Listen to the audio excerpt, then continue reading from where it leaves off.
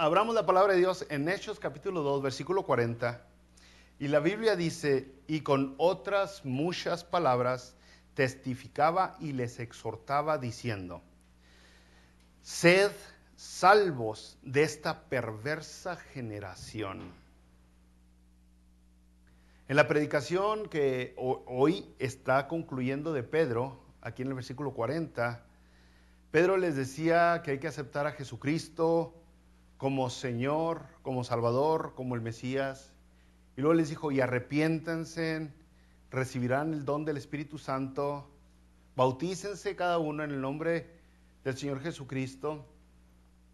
Y ahora dice la cita aquí en el versículo 40, y con otras muchas palabras testificaba y les exhortaba. Porque cuando usted lee la predicación que se dio aquí en Hechos 2 de Pedro, dice, wow, pues Pedro nomás predicó por 5 minutos, podría decir. Bueno, pues es que acuérdese, si se hubieran escrito todo lo que predicó, pues hubieran sido a lo mejor varios libros. Y para no agarrar malas ideas de que fue una predicación de 5 minutos, dice, con otras muchas palabras testificaba y les exhortaba. Y sobre todo ahora, ¿no?, que estamos impuestos a predicaciones pequeñas, a mensajes flash.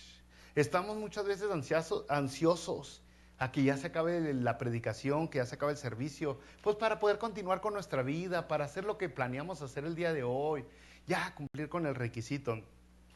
Pero sabe que este asunto de las predicaciones largas no es algo raro aquí en Pedro, con Pedro en el Hechos capítulo 2.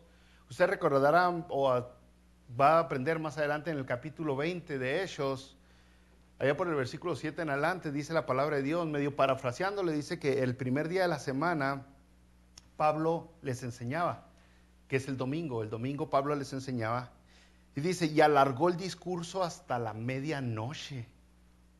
Y un joven llamado Eutico, que estaba sentado en la ventana, rendido de un sueño profundo, cayó del tercer piso abajo. Por eso no predicamos en el tercer piso nosotros, porque si aquí predicamos 40 minutos y ya veo 2, 3 que se me duermen, entonces usted dirá, yo entiendo a Eutico porque se quedó dormido, pero la predicación de aquí se alargó, dice, hasta la medianoche. Y predicación, enseñanza, y la gente estaba hambrienta de conocer la palabra de Dios, sedienta, tenía ganas de escuchar lo que Dios nos estaba diciendo. Entonces la gente no se conformaba con 40 minutos.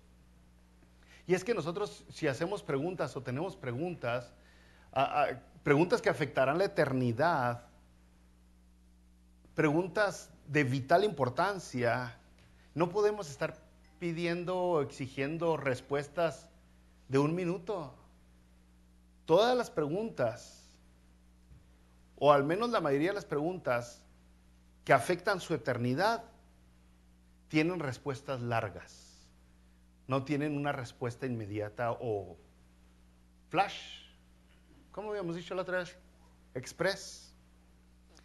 No, es por eso que la Biblia nos exhorta a quemarnos las pestañas.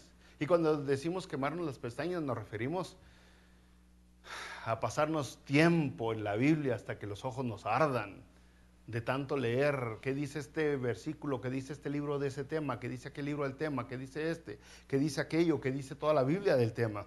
Por eso aquí vemos que dice con otras muchas palabras Pedro les testificaba y les exhortaba.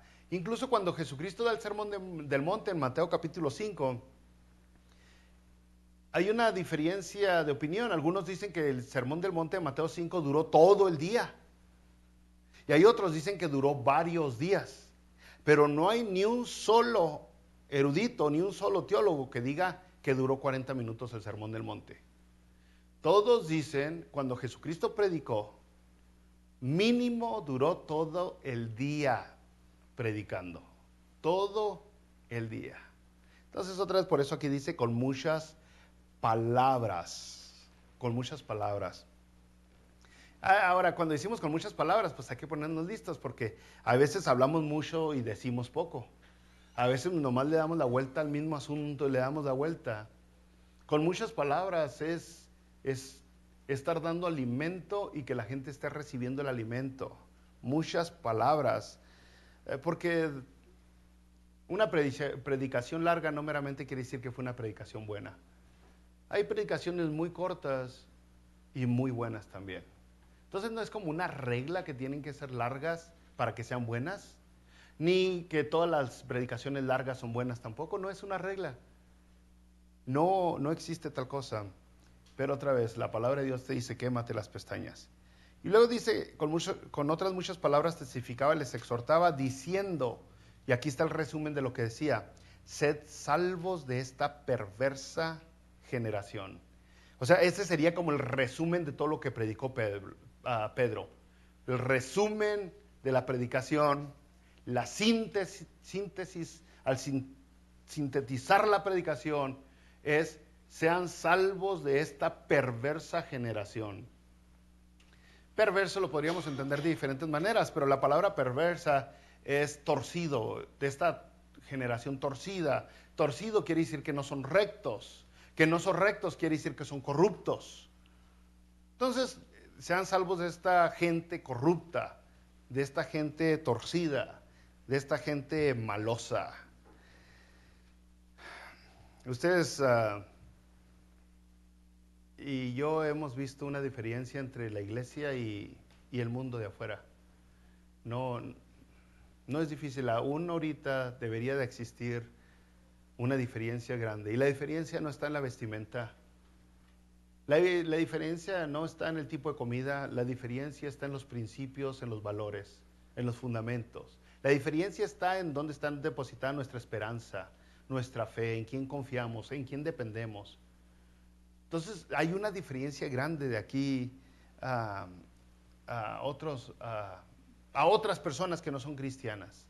Ahora, en el tiempo de que se dijo este mensaje de Pedro, generación perversa, usted recordará que a los que les está hablando Pedro, a los que les está predicando, que es en Jerusalén, y que apenas hacía 50 días que Jesucristo había sido asesinado, crucificado, a estos les está diciendo, ustedes mataron y crucificaron a Jesucristo.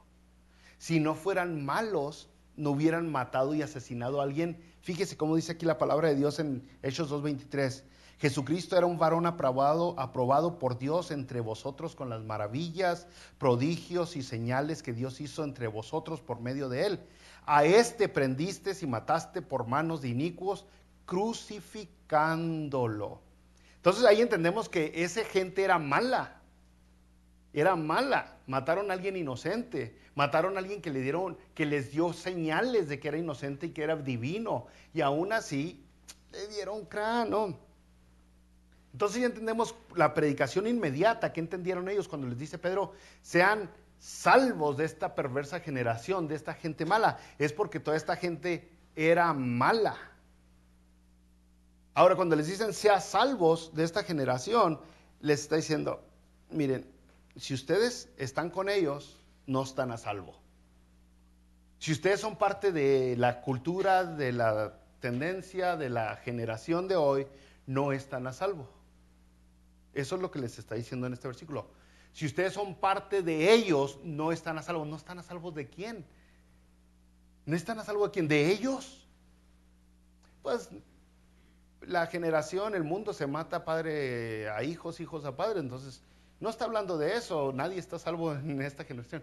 Está hablando de Dios. Si tú estás con ellos, no estás a salvo de Dios. Las mismas señales que se dieron en este instante cuando Pedro comenzó a predicar eran profecías de advertencia que Dios les había estado dando a esta generación perversa. Y ahora cuando les está diciendo, sean salvos de esta generación, es que la ira de Dios viene sobre esta gente.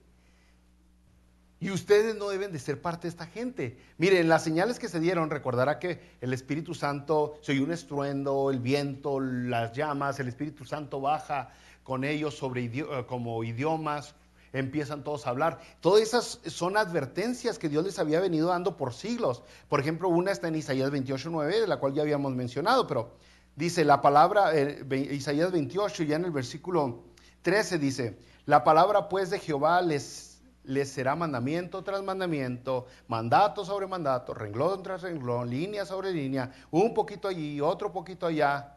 Dice, Dios les va a estar llamando la atención, les va a estar llamando la atención. Dice, hasta que vayan y caigan de espaldas y sean quebrantados, enlazados y presos. Y aún así no van a agarrar la onda. Dios les va a estar llamando. El versículo 10 dice, porque en lengua de tartamudos y en extraña lengua hablará su pueblo. Son advertencias. Lo que pasó en Hechos 2, de que hablaron en lenguas, era una advertencia del juicio de Dios que iba a venir sobre ellos. Y si usted lee un poquito de la historia de Israel, usted sabe que después vino Adrián el Romano y hizo una masacre horrible. En el año 70 vino el emperador y destruyó el templo, destruyó la ciudad. Vino la ira. Dios había advertido, Jesucristo había advertido que ese templo iba a ser derrumbado y que no iba a quedar piedra sobre piedra. Y ahorita, ¿dónde está el templo? Era una advertencia en ese instante que Dios les estaba dando. Viene la ira de Dios. Cuando usted sigue leyendo la palabra de Dios en Hechos y los mismos judíos empiezan a perseguir y a matar a los cristianos, llega un momento aquí en Hechos donde dice que todos los cristianos salieron de Jerusalén, se desparramaron por todo el mundo. Ya para cuando llegó Adrián, ya no habían tantos cristianos. Para cuando llegó Nerón, ya no habían cristianos. Los que fueron afectados fueron los judíos. Los judíos, es una advertencia. En Joel capítulo 2, versículo 28, que está hablando de las profecías que sucedieron aquí, es lo mismo. Después de esto, dice Joel 2:28, después de esto derramaré mi espíritu sobre toda carne y profetizarán vuestros hijos y vuestras hijas, vuestros ancianos soñarán sueños y vuestros jóvenes verán visiones. También sobre los siervos y sobre las siervas derramaré mi espíritu en aquellos días y daré prodigios en el cielo y en la tierra, sangre y fuego y columnas de humo. El sol se convertirá en tinieblas y la luna en sangre antes que venga el día grande y espantoso de Jehová. Son advertencias. Cuando en Joel dice, nuestros hijos verán visiones, tendrán sueños, hablarán en lenguas, dice, habrá sangre, habrá humo, será el día espantoso de Jehová. Son advertencias que les estaba dando Dios a la gente. Por eso cuando les dicen sean salvos de esta generación, es porque esa generación, ese mundo estaba condenado. Lo mismo que hoy, ¿no? Lo mismo que hoy. Entonces, los que escucharon entendieron. Ellos sabían de las profecías que hablaran. Enseñaron que las señales de lenguas y las demás eran señal de advertencia. Por eso en el versículo 37 de Hechos 2 dice, al oír esto se compungieron de corazón. Versículo 43, y sobrevino temor a toda persona. ¿Se fija? El versículo 43 dice, sobrevino temor sobre toda persona. Los que entendieron que era una advertencia que Dios les estaba dando, los que entendieron que Isaías y Joel estaban hablando, estaban diciendo, estaban profetizando, cuando vean las lenguas, cuando vean a gente hablando en lengua extraña, es porque viene la ira de Dios, viene el juicio de Dios. Entonces podemos entender cuando les dice, sean salvos de esta generación perversa. No sean parte de ellos, tengan cuidado, les va a ir gacho si son parte de ellos. Mucha gente le gusta leer la Biblia y olvidar la historia. Oh, aquí está hablando del futuro, del tiempo final. ¿Sabía usted que nosotros estamos viviendo en los tiempos finales desde que Jesucristo vino? Desde que Él vino. Mucha gente voltea a ver la Biblia y siente que ninguna profecía se ha cumplido. Pues voltea a ver la historia y dígame si se ha cumplido o no las profecías. Bueno, la idea de esto, bro, es que tenemos que ser diferentes al resto del mundo. Tenemos que ser diferentes a la generación, a la cultura. Tenemos que ser diferentes, no podemos ser iguales a ellos. Y es algo que batallamos mucho nosotros, los cristianos, porque hay una línea delgada, pero sigue habiendo una línea donde lo que está bien y luego deja de estar bien y ya está mal. Una línea para todo, para todo. Los papás tenemos que andar con nuestros hijos, bueno, hijo, esa canción está bien, o esa ya no está bien. Ese sí, no, es una cosa es esto, otra cosa es aquello. Y con parejas, ¿no? Y yo a las parejas les diría, Mire, ustedes dos bailen en su casa, pónganse romanticones, pongan una canción de José José o no sé, pónganse romanticones. Pero es otra cosa irse al baile, donde hay adulterio, donde hay alcoholismo, donde hay todas esas cosas. Y la gente no puede ver la diferencia. Es por eso que otra vez muchos pastores acaban prohibiendo todo. Acabamos prohibiendo todo para que la gente, porque la gente no tiene cerebro, dirían los pastores. No, bro, hay una línea donde hay cosas que la sociedad hace y que nosotros podemos cooperar o participar con ellos. Y hay otras cosas donde decimos, no, no, no. Pero esa línea está tan difícil de ver que la gente, el religioso, prohíbe unas cosas y no prohíbe otras cosas. Por ejemplo, el baile, el religioso le va a decir, uy, no, bailar es pecado, bailar es de Satanás. No, no, el baile ni lo veo, ni lo vean, ni... Pero se la llevan enviciados con el televisor, viendo, mira quién baila, mira quién sueña, mira quién sabe qué. Y aparte estar enviciados con el televisor que difícilmente está apagado en sus casas, están siempre conectados con el aparato del celular. Y no solamente ven baile, sino ven adulterio, ven traición, ven drogas, ven todo tipo de cosas, admirando y subiendo los ratings de esos canales. Entonces, ¿cómo esto inocente entre una pareja está mal, pero eso que tú haces no está mal? Entonces, todavía para ser tal vez más práctico, hay gente que se la lleva criticando la vestimenta de otras personas. Uy, no, que la hermana trae la falda muy corta, pero tal persona es quejona, es chismosa, es embustera, es transera, pero esas cosas no las vemos mal muchas veces. Y las iglesias hemos aprendido a correr a los borrachos de nuestras iglesias, hemos aprendido a correr a los que bailan de nuestras iglesias, pero estamos atascados de chismosos y de gente criticona y de gente quejona y de gente burlona.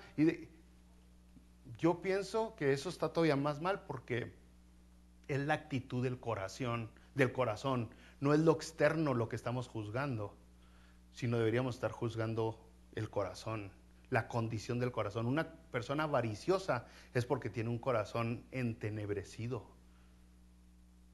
Entonces podemos entender de qué es lo que nos está diciendo la palabra de Dios para aplicarlo el día de hoy, cuando nos dice, sean salvos de esta perversa generación. Se lo rebrujo más despacio.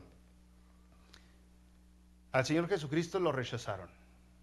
Era buen hombre, hacía buenas obras, pero aún así le decía sus verdades a la gente. Aún así. Y eso era lo que no le gustaba a la gente. Otra vez, la semana pasada hablamos del Jesús que la gente quiere y el Jesús que la gente no quiere. Mientras Jesucristo les daba de comer peces, les sanaba a los heridos, mientras Jesucristo los trataba así, todo el mundo lo quería. Pero cuando Jesucristo empezó a reclamarles, a recriminarles sus pecados directamente, no a sus espaldas, entonces a Jesucristo lo rechazaron. En Juan, en el capítulo 7, en el versículo 7, dijo Jesucristo, el mundo a mí me aborrece, porque yo testifico de él que sus obras son malas. Si la generación, si el mundo no fuera malo, no aborreciera a Jesucristo. Y él, la misma onda de hoy, al cristiano que predica la verdad, que vive la verdad, va a ser rechazado. Es más adelantito Jesucristo les dijo ya en Juan capítulo 15, y en el versículo 18, Jesucristo les dice, si el mundo os aborrece, si al mundo los aborrece a ustedes, sabed que a mí me ha aborrecido antes que a vosotros. Si fuerais del mundo, el mundo amaría lo suyo, pero porque no sois del mundo, antes yo os elegí del mundo, por eso el mundo os aborrece. Y eso es lo que muchas iglesias no quieren el día de hoy. Las iglesias buscan ser aceptadas por el mundo. Buscamos ser aceptadas por la generación. ¿Usted tiene algún familiar, algún conocido, algún compañero de sus hijos en la escuela que hace algo que, digamos, homosexualidad o algo parecido, y usted no participa de ello, usted no lo alaba, usted lo invitan, supongamos, lo invitan a la boda de un par de de gente que practica lo que la Biblia le llama pecado, varón con varón o mujer con mujer, y usted dice, no, yo no voy a ir porque al ir voy a estar dando mi aprobación de tal cosa. En ese momento lo van a rechazar. Lo van a rechazar. Y lo que es más fácil para muchos cristianos es, no, hay que ganarnos al mundo, o sea, hay que ser sus amigos. Y entonces cedemos nuestros estándares, nuestros principios, nuestros fundamentos para que nos acepten.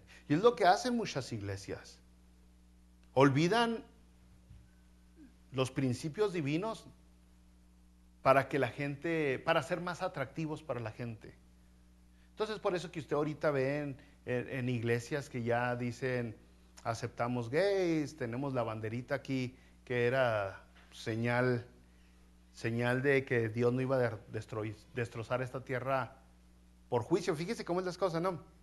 Ellos hoy usan una bandera. Ese símbolo Dios lo usó para señalar a la tierra que no los iba a destruir de su maldad. Eso es lo que Dios dijo. Este arco iris representa que jamás destruiré a la tierra con agua. La acabo de destruir porque eran malos, había homosexualidad, había avaricia, había de todo. Y les dio esta señal, jamás destruir la tierra con agua.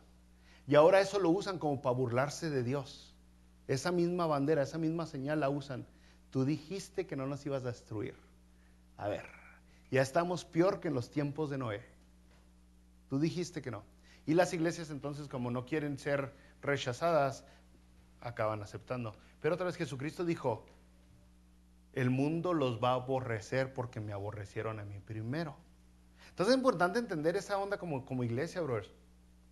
Todos son bienvenidos, pero el mensaje permanece siendo el mismo.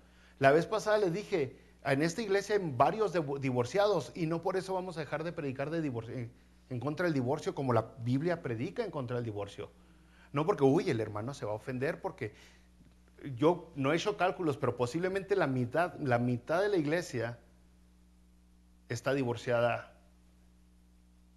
Y que, ay, no quiero ofender a los diezmadores.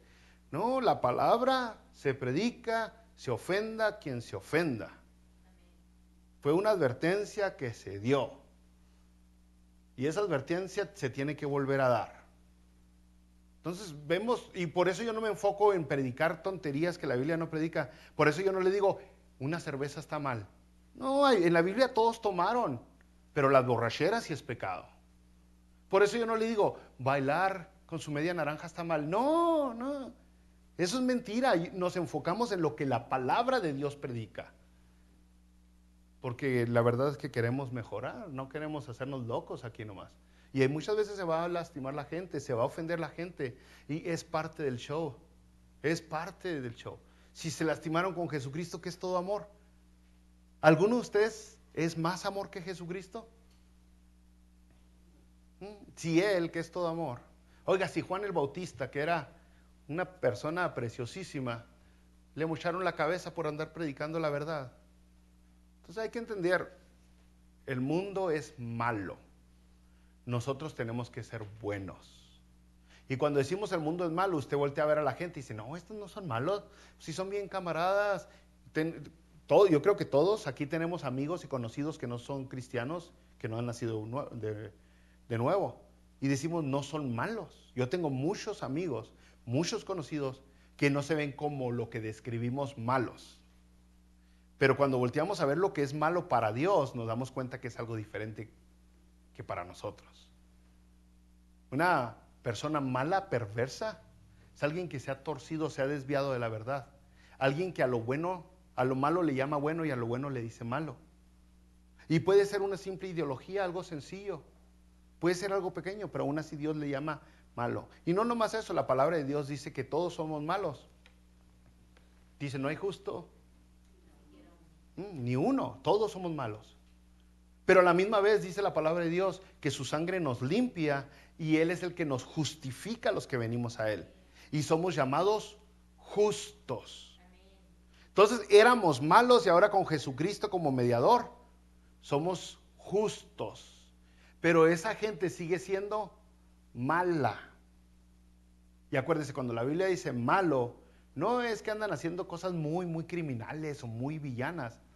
Simplemente que están a gusto con su corrupción, con su engaño, con las mentiras que dicen, con la inmoralidad sexual. Les gusta y nosotros llega un momento donde lo vemos como normal, si no nos ponemos listos. Con odiar, con guardar rencor, con avaricia, todo eso lo ve normal. Dicen, yo no soy malo, yo me quiero superar. Pero la palabra de Dios sí le llama malo. Y si usted está para ser popular, pues no va a poder ser cristiano también. La popularidad y el cristianismo como que no van de la mano. El estar bien con Dios y el estar bien con el mundo no van de la mano nunca. Y ha sido toda la historia de la humanidad. Podríamos irnos al tiempo de Noé otra vez. Habían miles, tal vez millones de habitantes en el tiempo de Noé. Y de todos ellos, ¿cuántos fueron considerados justos? Uno. La minoría. Se salvaron 8. La minoría. O sea, cuando cayó Sodoma y Gomorra, de todas esas 2 ciudades con miles de habitantes, grandísimas, perversas, torcidas, ¿cuántos fueron hallados dignos de ser salvados? Al último 3 nomás. Lot y sus 2 hijas. Y después nos damos cuenta que ni las hijas merecían ser salvadas, ¿no? El caso es de que la minoría siempre van a ser los justos o los que buscan la justicia. Ahí en Mateo 13, cuando se da la parábola de los 4 campos, la parábola del sembrador, de 4 personas a las que le cayó la semilla, que es la palabra de Dios que da vida eterna, de cuatro personas, de cada 4 personas, solamente una fue la que fue de veras. La minoría siempre es la minoría. El Señor Jesucristo dijo, la puerta que lleva a la perdición es ancha y muchos son los que pasan por ella. La puerta que lleva a la salvación es, sí, está apretadita y pocos son los que pasan por ella. Está chiquita, está estrecha, está angosta.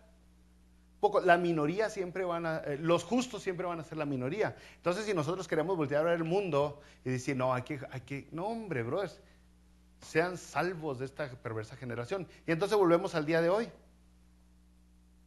Y usted puede comparar nuestra sociedad con los tiempos de Noé, la puede comparar nuestra sociedad con los tiempos de Sodoma y Gomorra, y haga sus cálculos, échele sus cuentas, y al final diga si esta sociedad está mejor que ellos o peor que esos tiempos. Y si Jesucristo le llamó al tiempo de Jerusalén, aquí en la predicación de Pedro, una generación perversa, ¿cómo le llamará hoy a esta generación? Si en el tiempo de Pedro, cuando estaba predicando Pedro, era una generación perversa, ¿cómo estaremos hoy? Y por eso dice, sean malos. Y entonces podríamos pasarnos mucho tiempo viendo lo que Dios dijo que le iba a pasar a esta gente, y entonces nos diría, sálvense de la ira que viene sobre esta gente. Sálvense. Entonces, nosotros tenemos un trabajo que hacer como iglesia y es predicar la verdad, compartir a Jesucristo.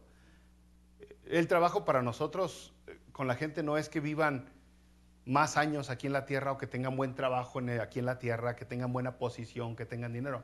El trabajo como iglesia es que las otras personas lleguen al cielo, hereden la vida eterna. ¿Y cómo lo vamos a hacer? ¿Haciéndonos como el resto? Vamos a hacer un baile aquí en la iglesia para atraer a muchos. No podemos estar abrazando. Por ejemplo, aquí que batallamos mucho para comenzar así, aquí a hacer la fiesta del 31 de octubre. Porque, ay, ¿hasta dónde se vale y hasta dónde no? Vamos a hacer una fiesta de disfraces en la fiesta de octubre. No, hombre, pues no van a entender la diferencia. Aquí intentamos hacer algo el 31 de octubre, le cambiamos como 20 veces de nombre, porque lo que queremos es compartir el evangelio con ellos. Y mucha gente viene disfrazada, y a los de la iglesia les decimos, si va a venir, no venga disfrazado de nada que Dios prohíbe, no venga ni de diabla, ni de diablo, ni de bruja, ni de brujo, no venga nada del oscurantismo, nada de la oscuridad, porque Dios rechaza todo eso. Es lo que intentamos motivar a la gente. Es muy fácil, brother, abrazar el mundo para intentar ganar gente y de repente nos damos cuenta que ya la iglesia está peor que el mundo, ¿no? Fíjese lo que dice la Biblia, que es lo que tenemos que hacer. 2 Corintios capítulo 10, versículo 3 al 5. Pues aunque andamos en la carne, no militamos según la carne. Aunque andamos en la carne, no militamos según la carne. 2 Corintios 10, 3 en adelante. No trabajamos, no operamos según la carne, dice. Versículo 4.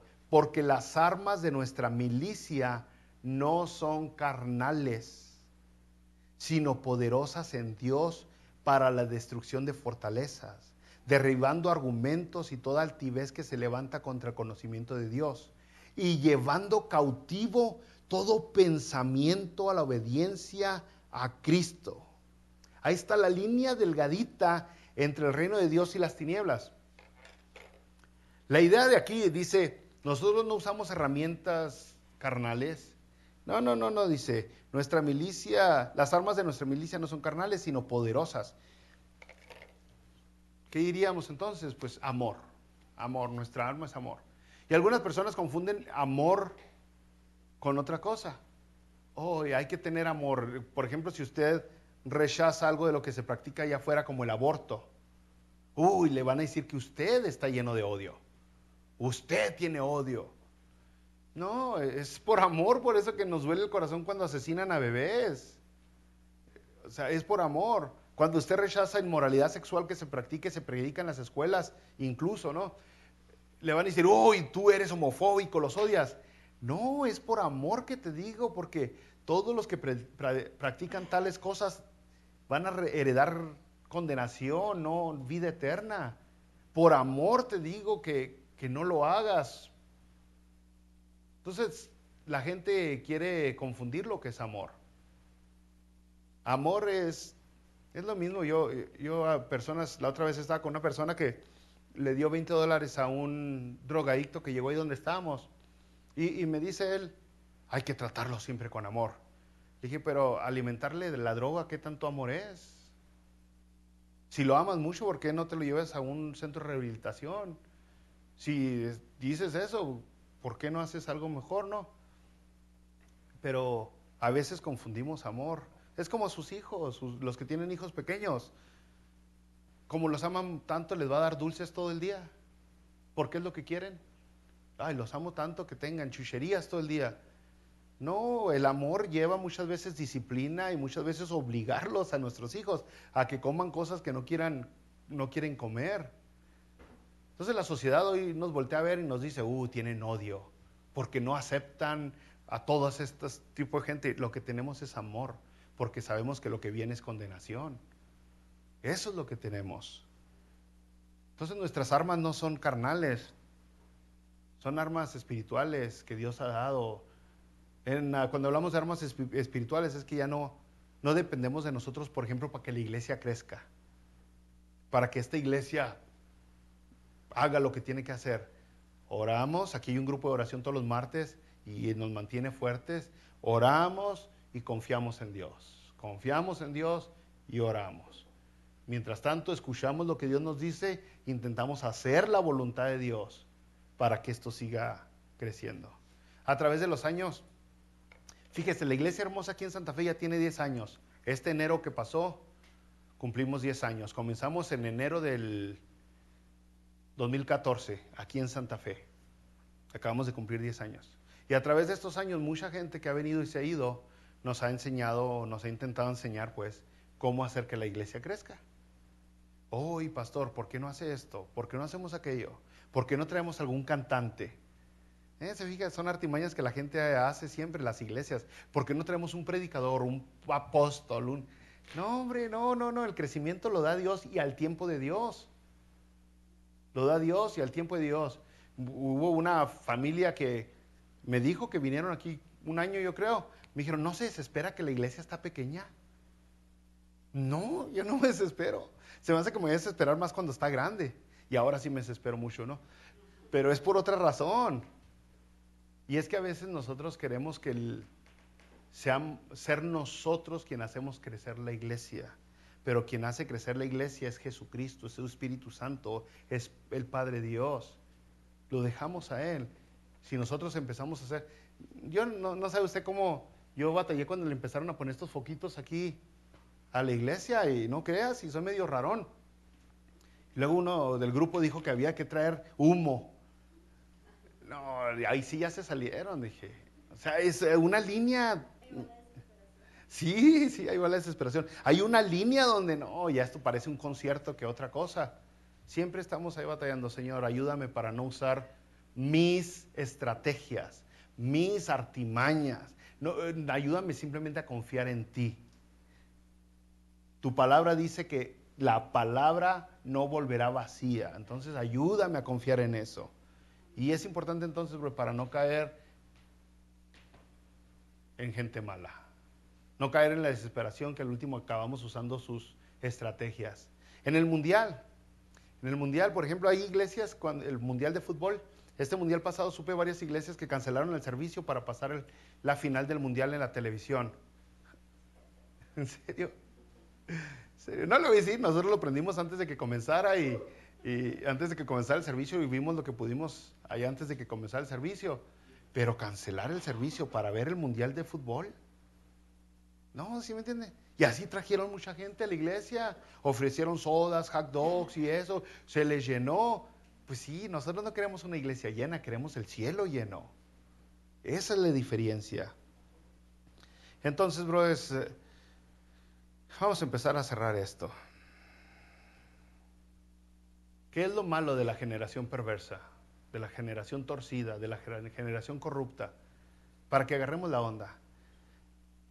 Hará unas 2 o 3 semanas les di una lista de lo que está malo de la gente. Hoy nomás le voy a leer un versículo y le va a recordar que está malo. Efesios capítulo 5, versículo 5 en adelante.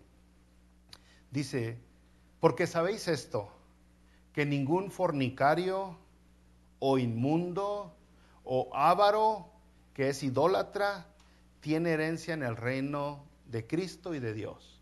Ahí está una pequeña lista. ¿Qué es lo que tiene la generación torcida? La gente mala, pues fornicario, inmundo, avaricia, idolatría. Una pequeña microlista, ¿no? Hay otras en otras partes de la Biblia. Una pequeña lista. Eso es lo que está malo. Eso. Lo que sale de dentro del corazón, dijo Jesucristo, es lo que contamina al hombre.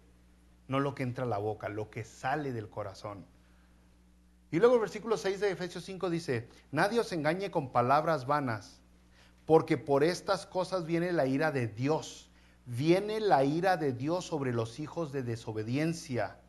No seáis pues partícipe con ellos. ¿Se fijó por qué Pedro les dice? ¿Cómo les dijo Pedro?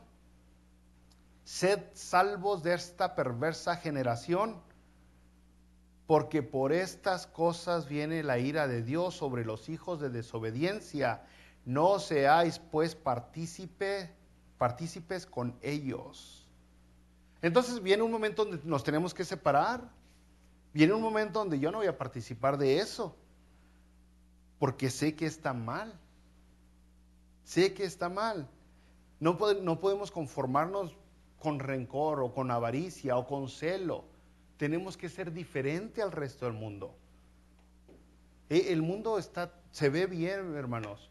Usted empiece a hablar, muéstrele a alguna persona del mundo que usted es una persona sincera y que usted es una persona en quien confiar, que les va a guardar sus secretos y va a ver cómo se le abren. Y luego va a decir, caray, yo pensé que esta persona estaba bien.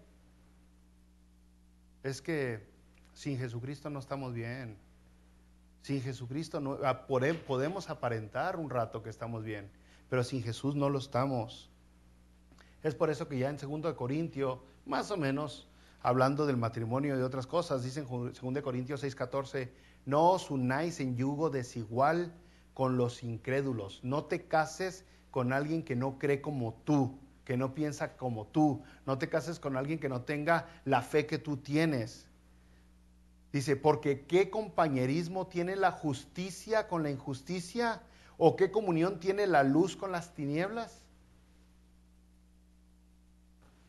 No sé cuántos de ustedes saben, pero aunque yo fui un joven guapo y fuerte y muy atractivo,